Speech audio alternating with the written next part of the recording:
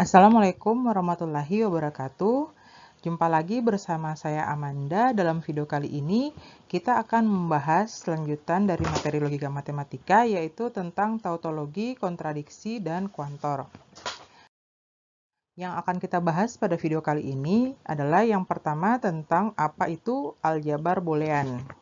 Ya, ini sangat penting untuk dipahami bagi calon-calon programmer atau yang mau bergerak di bidang computer science. Yang kedua, kita membahas tentang proposisi gabungan. Yang ketiga, kita akan cari tahu apa itu tautologi dan kontradiksi. Lalu kita membahas tentang ekuivalensi. Setelah itu, sebelum masuk ke kuantor, kita memahami dulu apa yang dimaksud dengan fungsi proposisi. Lalu kita masuk ke kuantor universal dan kuantor eksistensial.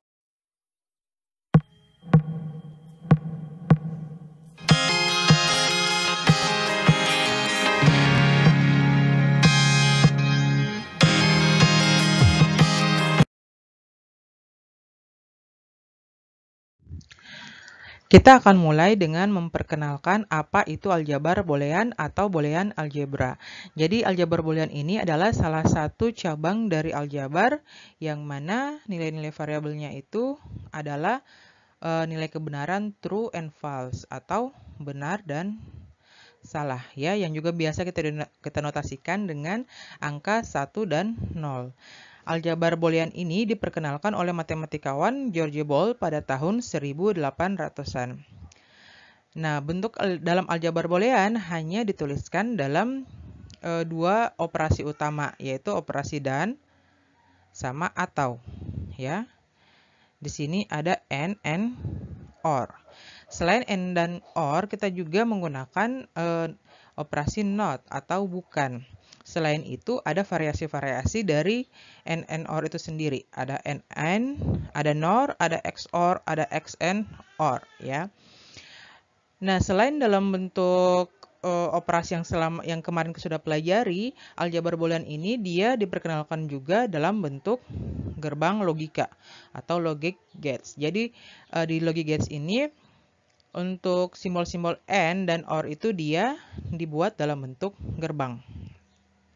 Ada gerbang yang ujungnya melengkung dan ada gerbang yang ujungnya runcing. Sekarang untuk apa kita perlu mempelajari atau mengetahui tentang aljabar boolean ini? Nah, aljabar boolean ini dia merupakan fondasi dari pemrograman komputer ya. Jadi semua pemrograman komputer dia itu berlandaskan dengan aljabar boolean ini. Itu aplikasi logika matematika yang saat ini paling banyak dikembangkan. Kenapa? Karena kita tahu sekarang perkembangan teknologi itu dia melaju sangat pesat ya. Di sini kalian bisa lihat bentuk dari gerbang logika untuk operasi and atau dan. Sementara dalam bentuk aljabarnya sendiri itu dituliskan, kalau operasi dan itu ditulis. Kalau kemarin kita punya, kalau pernyataannya A dan B kita tuliskan A dan B. Kalau dalam aljabar boolean dia dituliskan A titik B. Nah, selain dalam bentuk gerbang logika ini, aljabar boolean atau aljabar boolean ini lebih mudah juga dipahami ketika kita membentuk rangkaian listrik ya. Jadi ini juga dipelajari sama mahasiswa yang belajar teknik elektro. Operasi and atau dan ini dia digambarkan pada rangkaian listrik sama dengan rangkaian seri. Kalau kalian masih ingat pelajaran fisika, rangkaian seri itu dia kalau misalnya kita buka salah satunya, kalau misalnya ini terbuka gerbangnya, maka aliran listrik tidak bisa masuk, atau dengan kata lain lampunya akan mati ya, akan mati kalau misalnya salah satu aliran listriknya dia terbuka atau tidak tersambung. Itu dia menunjukkan nilai dari tabel kebenaran untuk operasi dan. Seperti yang kemarin Ibu sudah jelaskan, di sini kita lihat. Itu digambarkan kalau misalnya 0 dengan 0, berarti kedua-dua sambungan ini dia terbuka. Artinya lampunya tidak bisa menyala, berarti 0. Ketika salah satunya dia juga terbuka, maka lampunya juga tidak bisa menyala, makanya semuanya di sini 0. Lampu hanya menyala ketika kedua-duanya tersambung, ya. Ketika dua-duanya tersambung, baru lampunya bisa menyala. Sehingga pada operasi dan itu satu-satunya yang benar hanya pada kondisi ketika pernyataan pertama benar dan pernyataan kedua benar. Oke. Nah, kalau misalnya untuk operasi OR atau dia itu model gerbang logikanya seperti ini, dia runcing ujungnya ya, gerbangnya runcing. Terus aljabar booleannya disimbolkan dengan tanda tambah. Kalau kita kemarin simbolkan dengan tanda V ya. Jadi kalau dalam aljabar atau dalam logika matematika itu dia disimbolkan dengan tanda V. Kalau dalam aljabar booleannya disimbolkan dengan tanda tambah ya.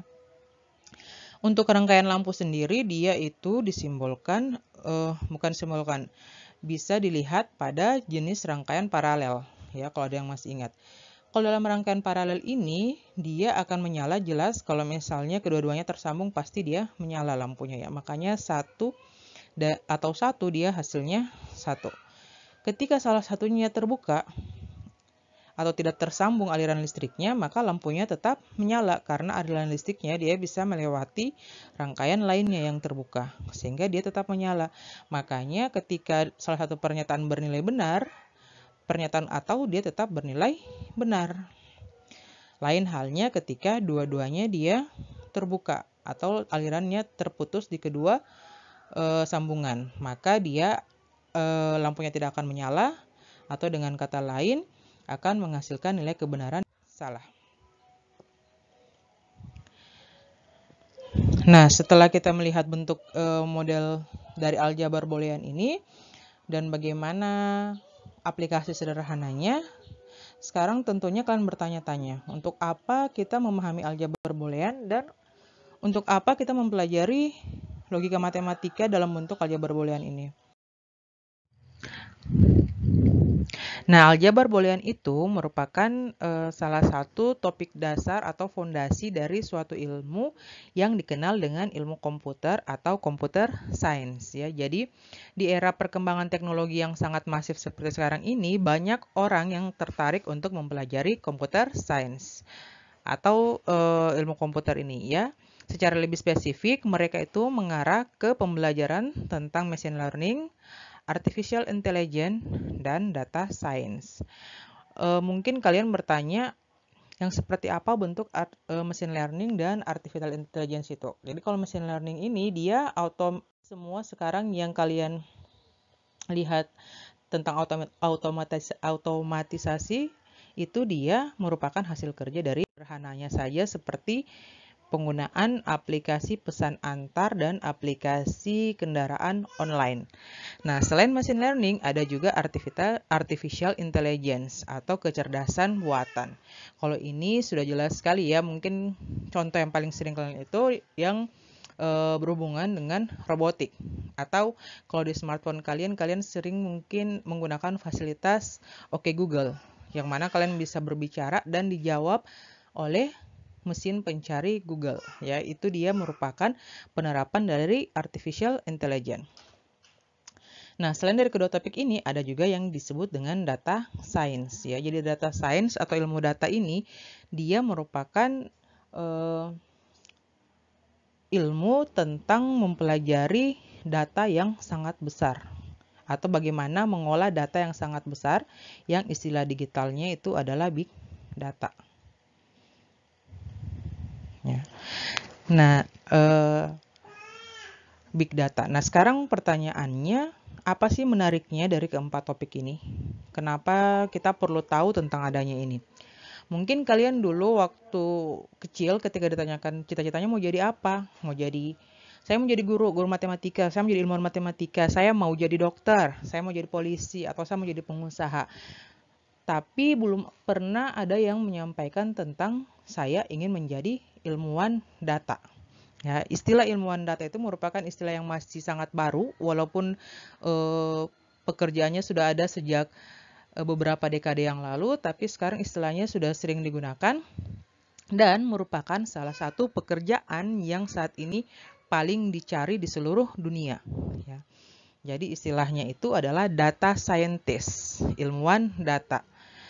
Berdasarkan hasil penelitian yang dikeluarkan oleh Harvard Business Review, menjadi data scientist merupakan the sexiest job of 21 century.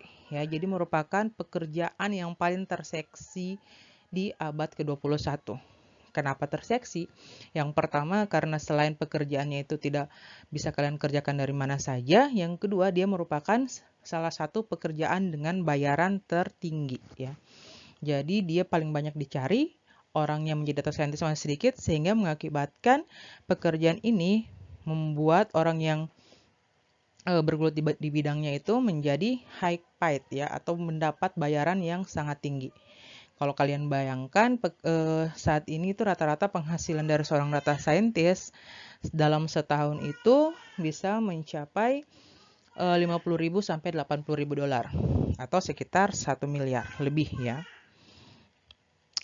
Nah, kalau misalnya kalian betul-betul tertarik untuk menjadi orang di bidang data scientist ini, orang di bidang data science, kalian harus bagus dalam mempelajari logika ya, karena tidak ada seorang pun data scientist yang tidak bagus logika matematisnya ya. Jadi silakan kalau kalian tertarik lebih jauh tentang menjadi data scientist ini, kalian pertama-tama harus tertarik dulu dengan pembelajaran logika matematika ini.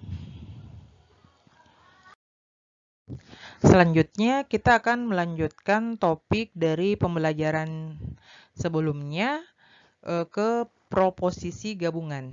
Ya, jadi mungkin Ibu mau sedikit koreksi bagi yang sudah menyaksikan video Ibu sebelumnya tentang logika matematika. Jadi kemarin itu Ibu menyebut preposisi. Itu penyebutan yang salah ya. Seharusnya adalah proposisi, bukan preposisi ya. Kita lanjut. Nah, jadi kalau kita punya model pernyataan yang seperti ini, C sama dengan P dan Q atau negasi Q dan R ya. Kalau kemarin itu kita hanya mengenal yang yang terdiri dari dua pernyataan. Ya, yang P dan Q saja atau negasi Q dan R saja, bukan digabungkan seperti ini. Nah, sekarang kita akan mengenal banyak pernyataan-pernyataan yang digabung seperti ini. Nah, nilai kebenaran dari C ini diberikan oleh 2 pangkat 3 sama dengan 8 kemungkinan kombinasi dari nilai kebenaran P, Q, dan R. Kalau kemarin kita punya tabel P kebenaran untuk P dan Q, kita hanya punya 4 kombinasi ya, karena pilihan ini. P punya nilai kebenaran 1100 dan Q-nya 1010. Kombinasinya itu hanya ada 4. Nah, ketika pernyataannya ditambah, di sini ada tiga pernyataan P, Q, dan R, maka kemungkinan kombinasinya juga bertambah. Ya, kita lihat bagaimana modelnya di tabel kebenaran. Nah, jadi dia modelnya jadi seperti ini, bertambah ya. Kemungkinan dari P, ketika P-nya salah, kita akan punya 2 kemungkinan Q. Karena ketika P-nya salah, kita punya 2 kemungkinan Q salah dan 4 kemungkinan untuk. Begitu juga ketika P-nya benar. Kita juga punya 4 kemungkinan untuk R. Jadi kombinasinya ini bisa kita lihat dan menggunakan aturan-aturan sama seperti ketika kita hanya menggunakan 2 pernyataan. Ya, jadi aturannya tetap sama. Jadi jangan dipikir, oh Bu, dia sudah bertambah pernyataannya. Jadi aturan untuk dan ataunya itu dia jadi berbeda. Tidak seperti itu ya. Aturan dasarnya itu hanya sama persis dengan aturan dan, atau, jika maka, dan jika dan hanya jika yang sudah kita pelajari kemarin. Nah, di sini kita punya pernyataan ini. C sama dengan P dan Q atau negasi Q dan R. Untuk mengetahui nilai kebenaran dari pernyataan ini, kita harus melihat dulu nilai kebenaran dari bagian-bagiannya sebelum kita lihat gabungannya ya. Berarti pertama kita akan mengecek P dan Q. P dan Q itu berarti yang kita lihat hanya kolom untuk P dan Q saja. 0 dan 0, 0, 0 dan 0, 0, 0 dan 1, 0, 0 dan 1, 0 ya. 1 dan 0, 0, 1 dan 0, 0, 1 dan 1, 1, 1 dan 1, 1 ya. Jadi kalian harus terbiasa dengan perbedaan-perbedaan penyebutan pada tabel kebenaran ini. Jadi ada kalanya kita menyebut 1, 0, ada kalanya kita menyebut benar salah, ada kalanya juga kita menyebut true dan false ya. Selanjutnya kita sudah punya pada rangkaian pernyataan majemuk pertama. Kita lihat lagi pernyataan majemuk yang kedua. Negasi Q dan R. Di sini ada negasi. Cari dulu pernyataan untuk negasi Q-nya ya. Negasikan dari pernyataan Q-nya dan kita dapat. Lalu kita hubungkan perangkai dan dengan pernyataan R ya. Kita hubungkan yang ini. Kita dapatkan tabel kebenaran ini atau nilai kebenaran ini. Setelah itu, setelah kita punya dua pernyataan itu, baru kita hubungkan antara P dan Q sama negasi Q dan R dengan menggunakan perangkai atau ya.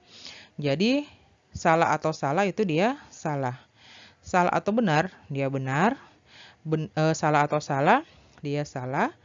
Salah atau salah dia salah. Salah atau salah dia salah. Salah atau benar dia benar. Benar atau salah dia benar, benar atau salah dia benar. Kita dapatkan tabel kebenaran untuk pernyataan gabungan C ini.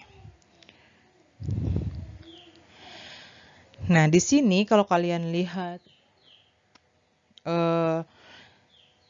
kolom yang pertama ini, 3 kolom pertama, dia itu menyatakan bilangan 0 sampai 7 dalam bilangan basis 2 ya. Kalau ada yang belum tahu apa itu basis 2, silakan kalian searching ya. Jadi itu kalau dulu kurikulum dulu itu pembelajaran basis itu dipelajari sejak SD. Sekarang sudah tidak diperkenalkan lagi baik di bangku sekolah dasar, sekolah menengah pertama maupun sekolah menengah atas sudah tidak diperkenalkan. Padahal itu merupakan salah satu konsep yang sangat penting untuk kalian tahu. Ya, jadi 3 kolom pertama itu menunjukkan bilangan basis 2. Misalnya untuk bilangan 2. Bilangan 2 itu kalau kita lihat ini kan 0. Ya, 0 0. Ini 1, yang ini 2. Ya, jadi 2 dalam basis 2 kita tuliskan 0 1 0 ya. Ini 3 3 4 5 6 7. Jadi 7 dalam basis 2 itu kita tuliskan 1 1 1. Oke, jadi kalian bisa cek dan itu sangat menarik sekali untuk kalian pelajari. Nah, secara umum kalau kita punya proposisi gabungan C yang disusun oleh sebanyak N proposisi, maka tabel kebenarannya akan memiliki 2 pangkat N baris. Jadi kalian bisa bayangkan kalau misalnya kalian punya proposisi gabungan yang terdiri dari 10 pernyataan. Berarti kalian harus buat tabel kebenaran sebanyak 2 pangkat 10 baris. Semangat ya, nanti Bu kasih tugas yang modelnya seperti itu. Kita lanjut. Nah, kita lihat definisi secara formal dari proposisi gabungan ini. Jadi kalau kita punya S sebarang himpunan dari proposisi-proposisi, sebuah proposisi yang dihasilkan oleh S adalah sebarang kombinasi valid dari proposisi di S yang dihubungkan dengan konjungsi, disjungsi, atau negasi. Ya, jadi hanya punya 3 pilihan di himpunan S ini. Kita hanya punya konjungsi, disjungsi, dan negasi. Ya, seperti di aljabar boolean tadi. Kita lihat definisi formalnya. Jadi jika P elemen S, maka P adalah proposisi yang dihasilkan oleh S. Dan jika X dan Y adalah proposisi-proposisi yang dihasilkan oleh S, maka negasi X, X atau Y, dan X dan Y juga merupakan proposisi yang dihasilkan oleh S. Nah, kita ingat kembali operator standar yang sudah kita kenal di materi sebelumnya. Jadi ada negasi. Lihat negasi ini kalian bisa menemukan simbol yang berbeda-beda dari berbagai buku teks ya. Jadi simbolnya akan berbeda-beda. Sama-sama semua menunjukkan negasi. Maknanya negasi ya. Kalau kita yang kita gunakan kemarin adalah simbol yang ini ya. Kalian juga akan menemukan simbol seperti ini. Kita lihat bagaimana penggunaannya. Kayak begini ya. Kalian bisa lihat ini semua sama-sama bermakna negasi dari X ya, atau yang bukan X. Berikutnya ada konjungsi dan. Konjungsi dan juga dia digunakan beberapa simbol tergantung dari buku referensinya ya, seperti ini. Kita lihat penggunaannya. Nah, untuk dua penggunaan terakhir ini dia pada aljabar boolean. Untuk atau itu dia hanya dua yang umum digunakan, yaitu huruf V dan tanda tambah. Untuk tanda tambah sendiri dia disering di aljabar boolean. Jadi aljabar boolean itu gabungan dari ini, tanda tambah dan tanda kali dari proposisi. Selanjutnya ada operasi kondisional implikasi yang simbolnya itu sama dimanapun buku referensi yang kalian gunakan. Begitu juga untuk simbol dari operasi bikondisional atau biimplikasi. Nah, yang perlu kalian perhatikan, kalian harus menghindari proposisi gabungan yang bermakna ambigu seperti ini, ya. Yang bermakna. Nah, bagaimana caranya supaya tidak ambigu? Ini kan kita lihat P atau Q dan R. Sekarang pertanyaannya kita mau kerja yang mana duluan? Kalian mau selesaikan P atau Q dan R? Itu tidak jelas ya. Sementara itu akan memberikan hasil yang berbeda. Nah, untuk menghindari hal itu sama seperti pada aljabar kita menggunakan tanda kurung ya. Kita lihat kita bisa menuliskannya bentuk seperti ini. Jadi daripada menuliskan bentuk ini, kita gunakan P dalam kurung P dan Q baru dan R ya. Sama juga ketika kita menggunakan tanda negasi. Biasanya dimulai menggunakan tanda kurung. Sama juga kalau kita di sini contohnya itu menggunakan negasi ganda ya. Jadi negasi P. Itu lebih bagus kalau kita menuliskan negasi dalam kurung negasi P. Oke. Setelah kita memahami tentang apa itu proporsi gabungan, kita lanjut ke mempelajari apa itu tautologi atau himpunan benar. Kita lihat ya, jadi definisinya itu sebuah ekspresi memuat variabel logis yang bernilai benar untuk semua kasus. Ya, itu disebut dengan tautologi. Lihat, dia harus bernilai benar untuk semua kasus. Jadi kalau misalnya kalian bikin tabel kebenarannya, yang menjadi tabel tujuannya kalian itu dia harus benar semuanya. Ya, kalau dengan kata lain, dia itu harus punya nilai 1 semua, atau benar semua, atau true semuanya. Ya. Nah, kita lihat contohnya. Di sini ada contoh 5 pernyataan yang semuanya itu merupakan tautologi. Ya, di sini Ibu hanya akan buktikan pernyataan yang bagian A. Sementara untuk B sampai E itu kalian bisa kerjakan untuk latihan. Ya, kita lihat bagaimana tabel kebenarannya. Nah, di sini kita akan memeriksa satu persatu. Yang pertama kita buat dulu tabel kebenaran untuk proporsi pertama, negasi P dan Q. Baru kita buat untuk yang keduanya. Negasi P dan Q artinya kita buat dulu tabel kebenaran untuk P dan Q yang kalian sudah ketahui. Setelah itu kita negasikan. Ya, jadi 1 negasinya 0, 0 negasinya 1, 0 negasinya 1, 0 negasinya 1. Kita dapatkan tabel kebenaran untuk negasi P dan Q. Setelah itu kita buat tabel kebenaran untuk negasi P atau negasi Q. Di sini berarti kita butuhkan negasi P dan negasi Q. Kalian cukup negasikan pernyataan P dan Q ya. Ingat sekali lagi negasi itu berarti kalau yang benar jadi salah, yang salah jadi benar. Atau yang 1 jadi 0 dan yang 0 jadi 1. Setelah itu kalian hubungkan dengan perangkai atau ya. Jadi negasi P atau negasi Q. Kita lihat 0 atau 0 berarti 0, 0 atau 1 itu 1. 1 atau 0 itu 1, dan 1 atau 1 itu dia adalah 1. Selanjutnya, setelah kita sudah punya dua pernyataan ini, kita lihat hubungannya menggunakan perangkai jika dan hanya jika. Ya. Kita ingat kembali, jika dan hanya jika kemarin, dia hanya akan bernilai benar ketika dua pernyataannya itu menunjukkan nilai kebenaran yang sama. Ya, jadi dia hanya akan benar ketika pernyataannya 0 dan 0, atau 1 dan 1. Ketika nilai kebenarannya berbeda, misalnya 1 dan 0, itu dia akan bernilai salah. Kita cek ya. Di sini untuk yang pertama, 0 dan 0 berarti benar. 1 dan 1 berarti 1, 1 dan 1, 1, 1 dan 1, 1. Kita lihat semua pernyataannya itu bernilai benar atau bernilai 1. Maka dikatakan kalau pernyataan gabungan ini dia itu merupakan tautologi. Oke, kalian bisa latihan dan wajib latihan sebelum kalian mengerjakan tugas untuk menentukan suatu pernyataan itu merupakan tautologi atau bukan. Oke, kita lanjut.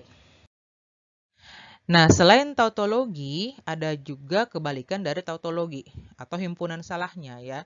Jadi kalau misalnya tadi tautologi itu adalah semua nilai kebenarannya itu benar, nah kalau misalnya semua kebenarannya bernilai salah, itu dia disebut dengan kontradiksi. Jadi kebalikan dari tautologi, semua tabel kebenarannya itu akan menghasilkan nilai 0 atau salah atau false ya. Jadi dia kebalikan dari tautologi tadi. Kita lihat contohnya. Di sini ada dua contoh, yang mana Ibu hanya akan menunjukkan tabel kebenaran untuk contoh yang bagian B. Ya, kalau yang bagian A ini simpel sekali, kalian bisa langsung lihat. Bisa langsung cek ya secara mandiri. Kita lihat di sini ada 3 proporsi ya. 3 proporsi gabungan. Yang pertama ini, terus ini ada ini.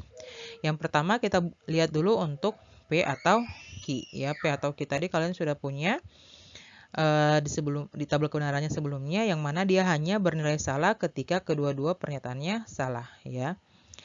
Terus kita lihat ada negasi P dan negasi Q. Jadi kita buat di sini. Kita cari negasi P-nya dan negasi Q-nya ya.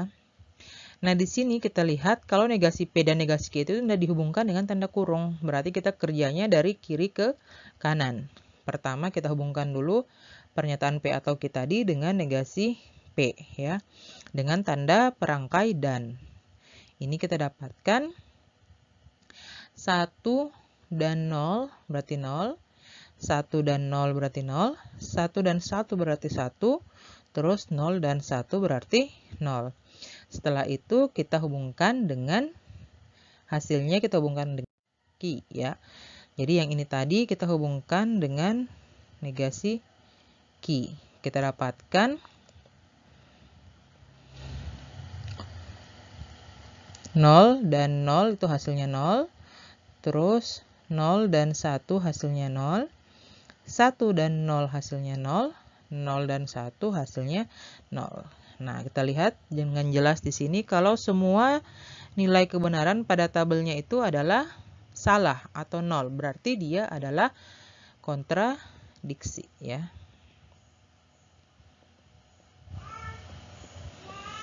Oke, mudah kan? Jadi kalian simpel sekali kalau mau menentukan tautologi dan kontradiksi menggunakan tabel kebenaran.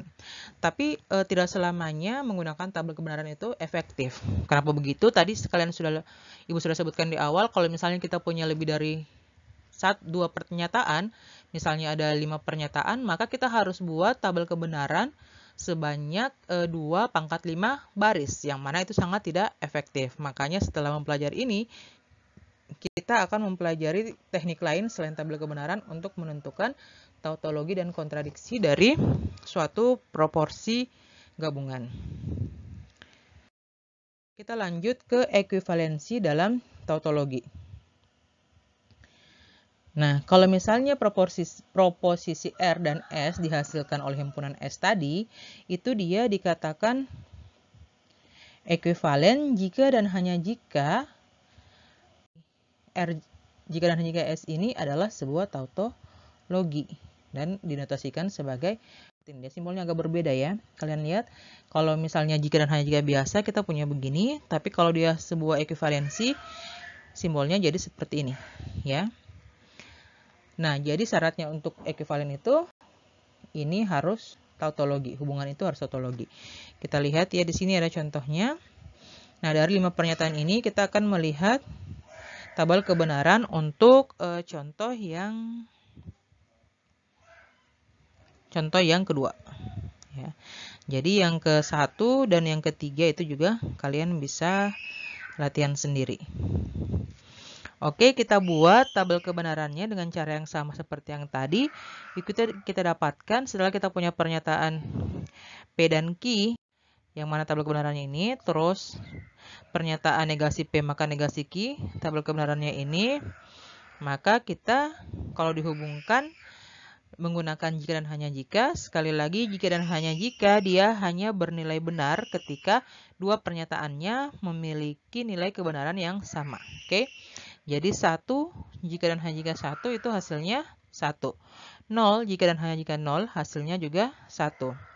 1 jika dan hanya jika 1 itu hasilnya 1, dan 1 jika dan jika 1 hasilnya 1. Berarti kita dapatkan di sini semua benar, atau di sini adalah tautologi, sehingga kita bisa mengatakan kalau P maka Q itu dia ekuivalen dengan negasi Q maka negasi P, ya. Kalian kalau ingat yang kemarin, kalau P maka Q itu dia adalah implikasi, ya. Sementara negasi Q maka negasi P itu adalah kontraposisi atau kontrapositifnya, ya.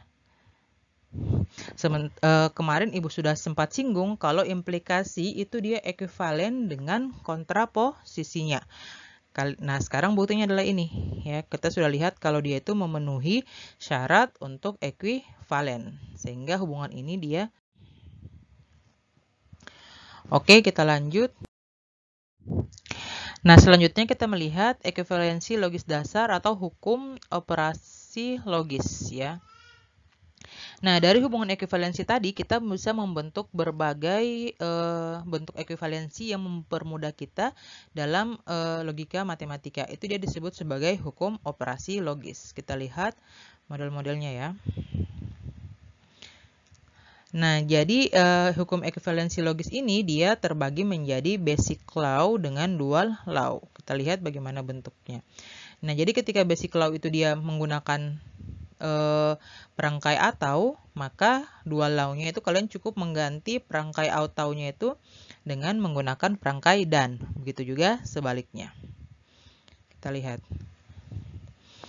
Nah, misalnya di sini ada hukum komutatif, ya, sama seperti pada bilangan atau pada aljabar yang kita hukum komutatifnya itu A tambah B sama dengan B tambah A. Kalau dalam logika kita punya hukum komutatif P atau Q itu ekuivalen dengan Q atau P. Begitu juga sebaliknya, ya. Kita punya begitu juga kalau menggunakan perangkai dan. P dan Q dia ekuivalen dengan Q dan P. Terus ada hukum asosiatif atau pengelompokan, ya, sama seperti di aljabar. Kalau kita kerjakan duluan P atau Q atau R itu akan ekuivalen dengan kita kerjakan dulu Q atau R baru kita hubungkan dengan P. P atau dalam kurung Q atau R. Sifat asosiatif ini dia juga berlaku untuk perangkat.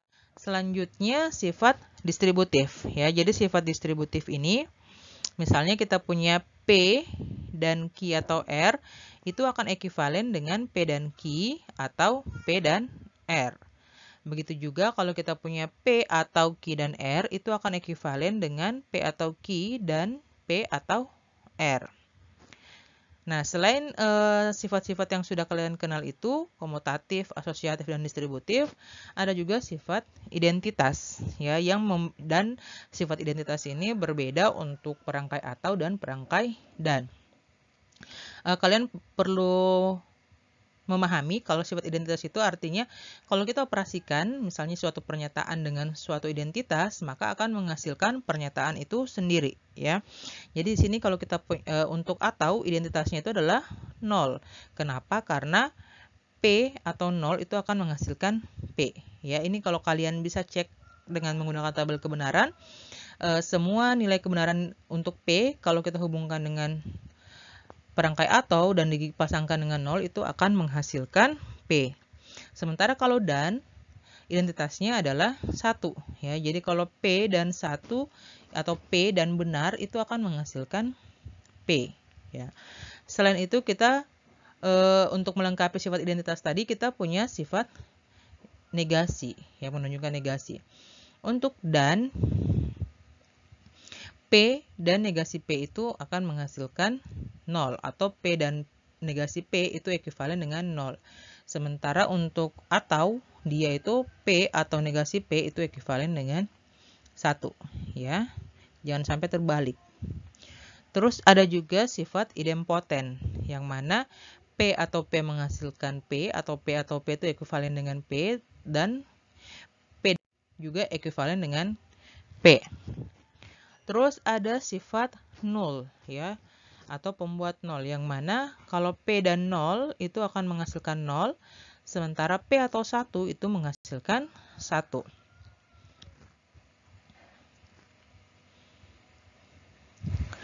Lalu ada sifat absorption atau sifat penyerapan yang mana kalau kita punya P dan P atau Q itu akan ekuivalen dengan P saja ya. P atau Q-nya dia menghilang atau terserap ya. Kalian bisa cek menggunakan tabel kebenaran. Terus sebaliknya kalau kita punya P atau dalam kurung P dan Q maka ininya terserap sehingga hanya menyisakan P. Oke, dan yang terakhir ada dalil De Morgan yang mana berbunyi negasi P atau Q itu ekuivalen dengan negasi P dan negasi Q ya. Di dalil De Morgan ini juga dia menunjukkan kalau negasi dari dan itu adalah atau ya, kita bisa lihat dan dia berubah jadi atau. Oke. Selanjutnya kita lanjutkan ke implikasi dalam tautologi.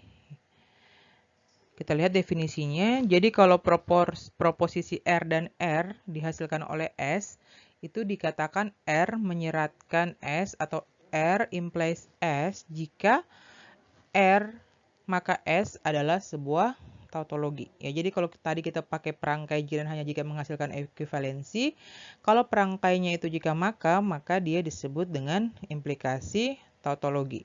Notasinya itu dia garisnya awalnya implikasi cuma seperti ini. Kalau implikasi tautologi dia double garisnya seperti ini. Kita lihat contohnya. Nah, di sini kita punya pernyataan P maka P atau Q ya. Jadi kita sederhana, kita cukup punya tabel kebenaran untuk P atau Q dan P. Lalu kita hubungkan dengan perangkai jika maka. Nah, implikasi 1 itu dia menghasilkan 1. 1 implikasi 1 lagi 1 0. Maka jika 0 maka 1 itu menghasilkan 1. Jika 0 maka 0 itu menghasilkan 1. Kita ingat kembali perangkai implikasi dia hanya salah ketika pernyataan pertama benar dan pernyataan kedua salah ya. Maka ini dia akan salah. Tapi kalau misalnya pernyataan kedua-duanya benar atau kedua-duanya salah dan atau pernyataan pertama benar dan keduanya salah, maka hasilnya itu benar. Sehingga kita dapatkan kalau tabel kebenaran untuk P maka P atau Q itu dia merupakan tautologi. Sehingga kita bisa katakan ini dia sebagai implikasi tautologi atau biasa lebih singkat orang hanya menyebut implikasi saja ya. Nah, sekarang selain menggunakan tabel kebenaran, kita juga bisa membuktikan ini dengan menggunakan langkah-langkah logis seperti ini ya. Jadi langkah-langkah ini kita akan sering menggunakannya pada pembahasan sebelumnya. Di sini Ibu hanya memperkenalkan saja. Kita lihat, kita mulai dengan pernyataan awal P maka jika P maka P atau Q itu proposisinya yang kita punya ya. Terus kita lihat tadi ekuivalensi yang kita dapatkan yang kita punya di sebelumnya kalau P maka Q. Kalau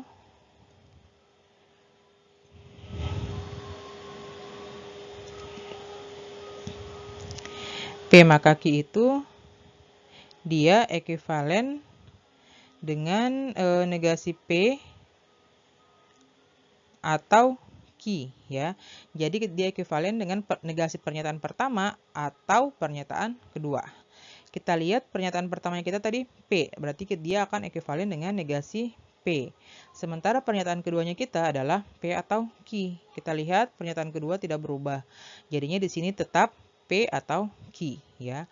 Jadi kita dapatkan kalau P maka Q itu dia ekuivalen dengan negasi P maka P atau Q dia ekuivalen dengan negasi P atau Q. Setelah itu dengan menggunakan hukum asosiatif yang kita sudah perkenalkan tadi, kita dapatkan pengelompokannya kita ganti ya, dalam kurungnya kita pindah menjadi negasi P atau P itu jadi dalam kurung atau Q.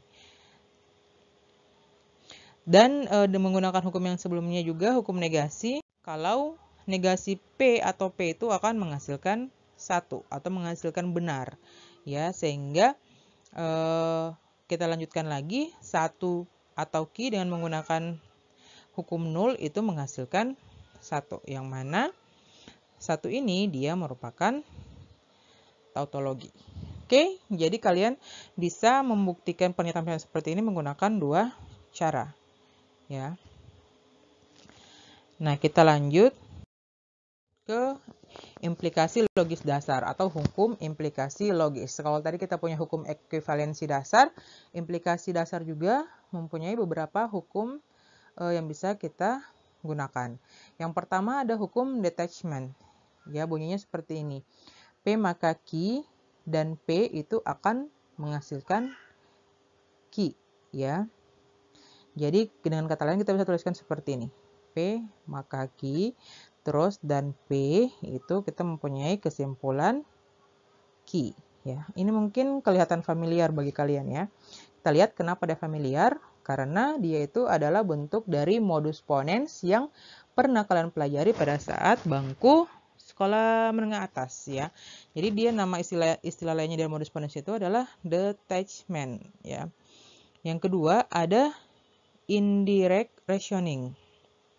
Ya, itu dia P maka Q, terus kita punya negasi Q, kita menyimpulkan negasi P. Ya, ini juga familiar pasti.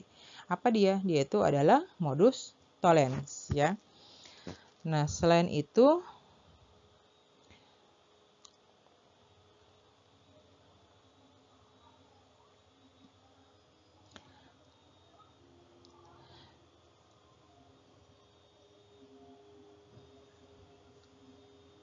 kita lihat modus ponens itu dia berasal dari istilah modus ponendo ponens, yang mana berarti menegaskan dengan menegaskan. Ya, tadi kita punya P maka Q, kita tegaskan dengan P, maka kita menyimpulkan Q. Sementara kalau modus tollens, dia itu modus tollendo tollens, yang mana artinya kita menyangkal dengan menyangkal. Jadi kita punya P maka Q, yang pertama kita sangkal dulu konklusinya, berarti kita menyimpulkan kalau premisnya juga itu harus disangkal. Bukan premis, apalagi kondisinya ya, kondisinya itu harus disangkal. Nah, selain itu kita juga punya sifat transitif, conditional equivalence, biconditional equivalence, dan kontrapositif. Nah, di sini yang perlu kalian perhatikan juga adalah yang ini. Ya, ini juga familiar. Kenapa familiar? Kita lihat, kita punya pernyataan P maka Q, terus pernyataan keduanya Q maka R, dan kita menyimpulkan P maka R. Ini juga familiar ya? Familiar sekali. Kenapa? Kalian sudah mengenalnya dengan istilah silogisme. Oke?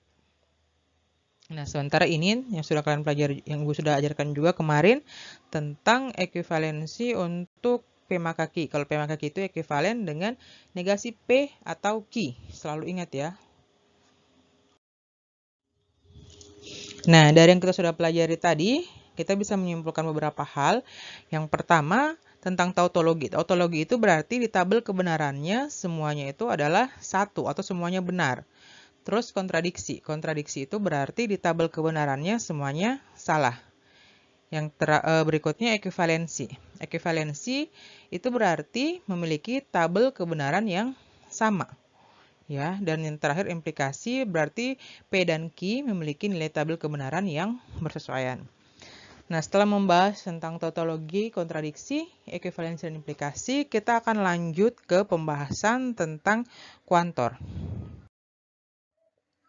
Sebelum masuk kuantor, kita harus memahami dulu apa itu fungsi proposisi atau fungsi pernyataan. Kita lihat definisinya ya. Jadi suatu fungsi pernyataan adalah suatu kalimat terbuka di alam semesta pembicaraan. Nah, semesta pembicaraan ini diberikan secara eksplisit atau implisit. Jadi fungsi pernyataan merupakan suatu kalimat terbuka, biasanya dituliskannya dalam bentuk begini, PX, yang bersifat bahwa PA bernilai benar atau salah, tapi sama sekali tidak benar sekaligus salah ya, untuk setiap A, di mana A-nya itu merupakan semesta pembicaraannya. Kita lihat contohnya supaya lebih jelas ya. Misalnya ini kita punya PX sama dengan 1 tambah X lebih besar dari 5. PX akan merupakan fungsi pernyataan pada himpunan bilangan asli ya, karena kita tahu kalau ini akan benar untuk beberapa bilangan asli tertentu dan akan salah juga pada beberapa bilangan asli tertentu. Tetapi bukan merupakan fungsi pernyataan dari himpunan bilangan kompleks ya. Nah, kita lihat pada kondisi apa fungsi pernyataan PX ini dia bernilai benar dan salah. Nah, kalau misalnya didefinisikan himpunan A sama dengan himpunan bilangan asli, maka PX-nya itu dia bernilai benar untuk X yang sama dengan 5, 6, 7, dan seterusnya ya. Kita lihat kalau 1 tambah 5 itu 6. 6 lebih besar dari 6. 1 tambah 6 itu 7. 7 juga lebih besar dari 5. Terus 1 tambah 7 juga 8. 8 juga lebih besar dari 5. Berarti pernyataan PX ini dia benar untuk nilai-nilai ini. Nah, selanjutnya ada pernyataan QX.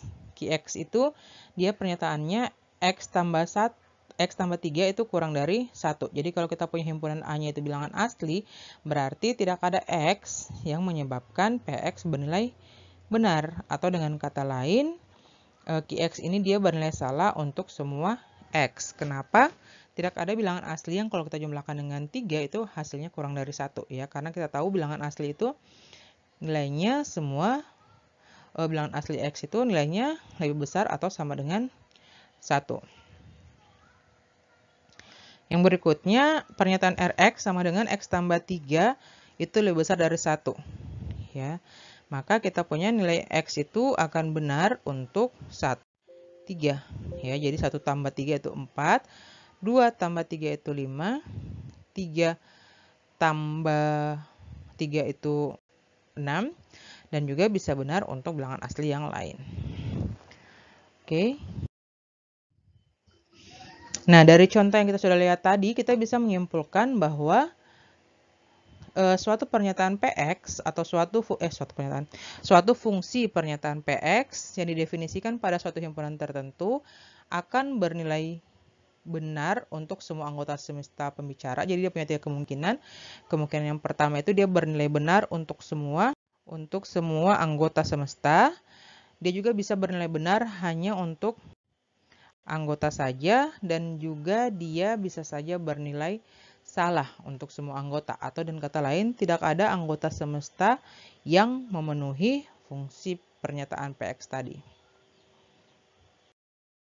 Kita lanjut ke definisi kuantor. Jadi kuantor itu merupakan pernyataan atau proposisi yang menggunakan quantifier. Ya, quantifier itu adalah penanda kuantitas. Ya.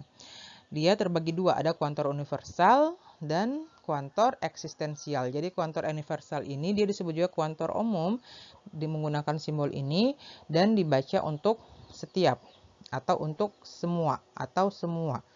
Ya, terus ada juga kuantor eksistensial yang disebut juga kuantor khusus. Dia disimbolnya seperti ini, huruf E terbalik. Tadi kalau semua itu A terbalik ya. Itu dibaca beberapa, terdapat, atau bisa juga ada, dan lain-lain. Yang kata yang menunjukkan tidak semua ya. Kita lihat definisi secara lebih detail untuk masing-masing. Jadi simbol A terbalik tadi yang dibaca untuk semua atau untuk setiap itu disebut sebagai kuantor universal atau kuantor umum. Itu kalau kita hubungkan dengan fungsi proposisi tadi, kita bisa mengatakan jika PX adalah fungsi proposisi pada suatu himpunan A, maka untuk setiap X elemen A, PX. Ya, itu dia tulisannya berarti kuantor universal itu dia berlaku untuk himpunan A. Bisa juga dituliskan, jadi penulisannya ada beberapa bentuk ya. Bisa tuliskan seperti ini, bisa tuliskan seperti ini, bisa seperti ini. Ya, itu pernyataannya dibacanya sama ya. Untuk setiap X elemen A, PX merupakan pernyataan PX merupakan pernyataan dan berlaku untuk semua X berlaku PX ya. Jadi kalian bisa katakan untuk semua X elemen A PX merupakan pernyataan atau untuk semua X berlaku PX. Kita lihat contohnya. PX itu sama dengan fungsi yang menyatakan X tidak kekal. P manusia berarti kita ganti X-nya dengan manusia menjadi manusia tidak kekal. Maka kita bisa membuat bentuk kuantornya untuk setiap X PX sama dengan untuk setiap X elemen manusia, di mana PX-nya itu adalah semua manusia tidak kekal. Ini dia pernyataan yang di sini kalian perlu menggarisbawahi ketika masih bentuk PX, dia itu belum memiliki nilai kebenaran. Ya, jadi dia masih kalimat terbuka. Dia menjadi kalimat tertutup atau sudah menjadi proposisi, sudah ditahu nilai kebenarannya ketika kita berlakukan kuantor. Ya, jadi kalau kita sudah punya kuantornya, baru kita bisa tahu pernyataannya itu bernilai benar atau bernilai salah, atau pernyataannya bernilai benar atau bernilai salah. Kita lihat contoh yang kedua. Untuk setiap X, Rx, di mana Rx-nya itu adalah X tambah dari 1. Dengan A itu adalah bilangan asli. Ini dia bernilai benar. Kita sudah cek tadi ya. Yang berikutnya, pernyataan Qx. Pernyataan Qx di mana bunyinya itu Qx-nya X tambah 3 kurang dari 1. Pada setiap bilangan asli, dia itu bernilai salah ya. Karena tidak ada bilangan asli yang kalau kita tambah 3, hasilnya kurang dari 1. Jadi kalau kita masih punya pernyataan awalnya saja, hanya fungsi preposisinya itu dia masih kalimat terbuka. Lanjut ke kuantor eksistensial ya. Nah, jadi kalau misalnya tadi universal, yaitu semua, maka eksistensial berarti kita negasikan. Berarti dia bisa untuk beberapa, untuk paling sedikit, ada satu, terdapat, dan lain-lain. Ya, dia disimbolkan seperti ini. Terus ada juga simbol atau ini. Bacanya ada X elemen A, sedemikian sehingga PX merupakan pernyataan. Atau untuk beberapa X berlaku PX. Ya. Terus ada simbol yang menggunakan ini, ada tanda seru ya. Jadi begini, terus ada begini, terus ada tanda seru, yaitu menyatakan ada hanya satu atau tepat satu. Jadi kalau kita punya simbol gini, artinya ada tepat satu X ya. Kita lihat contohnya. Di sini PX sama dengan X adalah wanita. Kalau X-nya kita ganti perwira ABRI, maka kita punya pernyataan perwira ABRI adalah wanita. Kalau di sini kita belum tahu nilai kebenarannya ya. Setelah kita tambahkan kuantor eksistensial, terdapat X PX ya. Atau terdapat X elemen perwira ABRI, di mana PX itu ada perwira ABRI yang wanita. Itu berarti pernyataannya bernilai benar. Contoh yang kedua, terdapat X PX, atau sama saja dengan kita tuliskan terdapat X tambah 1 kurang dari 5. Dengan A itu asli. Maka pernyataan ini dia bernilai benar. Yang berikutnya, terdapat X Rx, di mana Rx-nya itu 3 tambah X lebih besar dari 1 pada bilangan asli.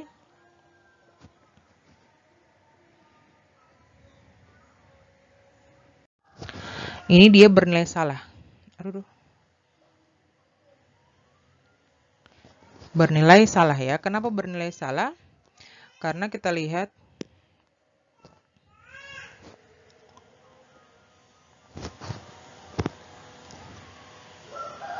kenapa bernilai salah? karena kita lihat dia ini berlakunya kalimatnya terdapat, padahal sebenarnya seharusnya pernyataan itu dia akan benar-benar kalau pakai untuk setiap. Karena pernyataan Rx ini dia bukan hanya berlaku pada beberapa bilangan asli saja, tapi berlaku untuk semua bilangan asli. Oke. Kita lanjut ke negasi pernyataan berkuantor ya. Jadi pernyataan berkuantor juga bisa kita negasikan.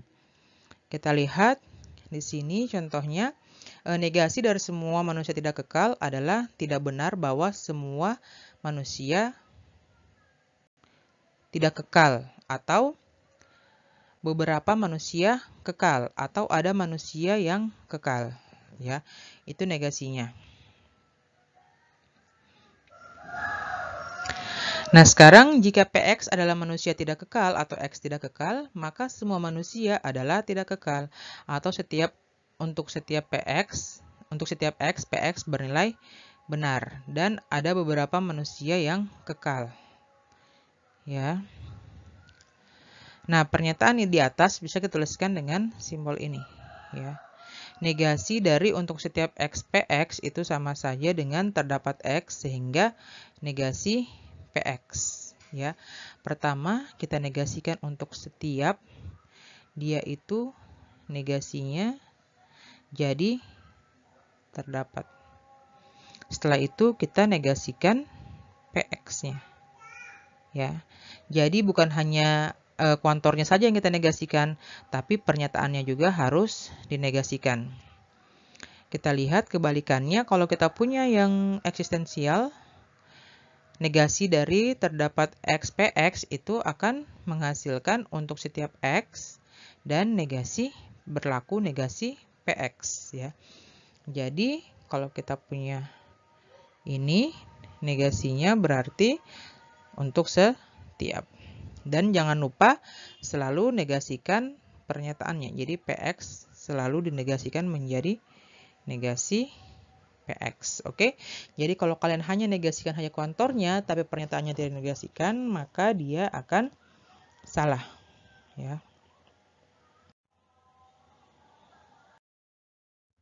Nah, selanjutnya fungsi pernyataan juga bisa kita buat lebih dari satu variabel ya. Jadi tadi kalau misalnya kita punya PX, di sini kita bisa membuat PXY atau PXYZ dan seterusnya. Kita lihat definisinya.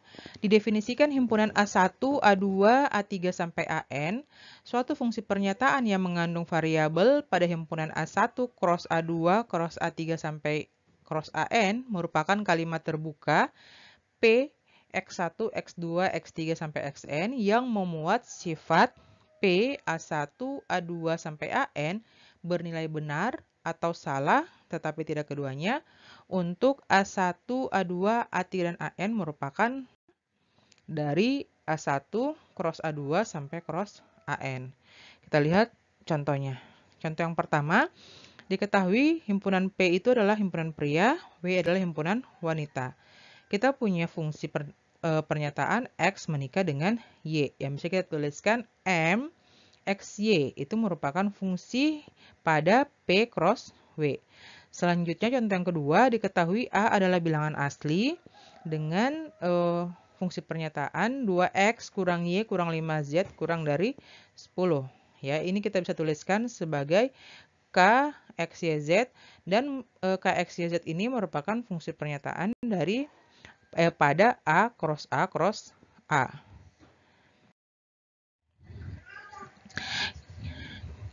Jadi suatu fungsi pernyataan yang bagian depannya dibubuhi dengan kuantor untuk setiap variabelnya, ingat ya, harus dibubuhi dengan kuantor dulu untuk setiap variabelnya. Contohnya seperti ini. Merupakan suatu pernyataan dan mempunyai nilai kebenaran. Ya, jadi kalau awalnya itu dia belum punya nilai kebenaran, masih kalimat terbuka, kalau sudah ada kuantornya berarti dia itu sudah punya nilai kebenaran. Kita lihat contohnya. Di sini P adalah himpunan Nyoman, Agus, dan Darman. W itu himpunan Rita dan Farida. Fungsinya PX, Y adalah X adalah kakak Y. Maka kita punya pernyataan untuk setiap X elemen P terdapat Y elemen W, atau dibaca untuk setiap X di P, ada Y di W, sedemikian sehingga X adalah kakak Y. Ini berarti bahwa setiap anggota P adalah kakak dari Rita atau Farida. Ya. Jadi bisa kakaknya Rita, bisa juga kakaknya Farida. Ya, yang berikutnya pernyataan ini terdapat Y elemen W untuk setiap X elemen P, itu dibaca ada Y di W untuk setiap X di P, sedemikian sehingga X adalah kakak Y. Berarti bahwa ada paling sedikit satu wanita di W mempunyai kakak semua anggota P, ya. Dari sini kalian sudah bisa menentukan nilai kebenarannya. Oke? Nah, sekarang kalian bisa pikirkan dari antara dua pernyataan ini mana yang bernilai benar dan mana yang bernilai salah. Silakan dipikirkan ya.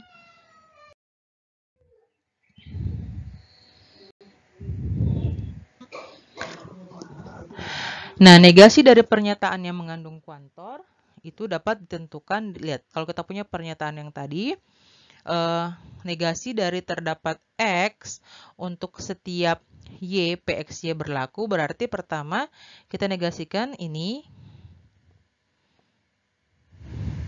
Pertama kita negasikan terdapat X, itu negasinya untuk setiap X. Terus negasi dari yang ini menjadi negasi ini. Nah, ini sudah ada. Negasi dari untuk setiap Y, PXY itu adalah untuk setiap Y negasinya terdapat Y, PXY negasinya negasi PXY. Oke, kita lihat contohnya.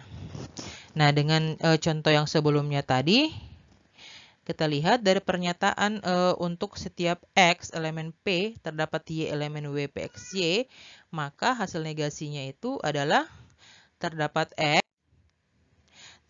X elemen P untuk setiap Y elemen W negasi P XY.